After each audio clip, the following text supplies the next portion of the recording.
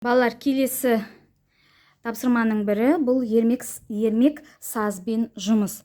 Алдарындағы тұрған екі шеңбердің ортасында ермек саздыр. Ермек сазды екі қолмен бір уақытта шеңберді, яғни екі саусақ ба, үш саусақпен де шеңберді толтыру қажет. Түсіндіңіз бе, балалар? Шеңберді не істеу керек? Немен толтырамыз? Ермек сазбен. Яғни қай уақытта? Бәріміз бірдей. Тапсырма түсінікті ме? Міне алдарындағы тұрған шеңберді толтырасыңдар. Жақсы ма? Мына қағаздың өзі скотчпен жабыстырылған мінекей. Ал енді дайын болсаңдар. Дайынсыңдар ма? Тамаша, Канеки. Дайын болсаңдар, бастаймыз. Бастаңдар.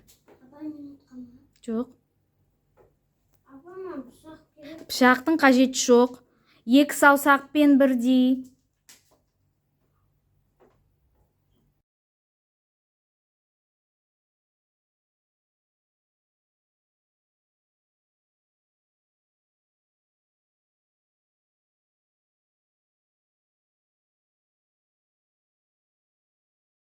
Балалар жұмыс жасауда шеңберді екі қолмен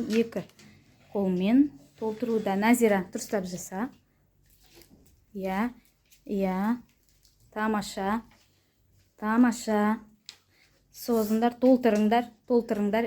Соз. Толтыр. Басқа тұсалу керек еді, Асылхан? Так. Кәне, Ибрахим екі саусақпен дұрыс. Ананы қазір жабыстырайын саған.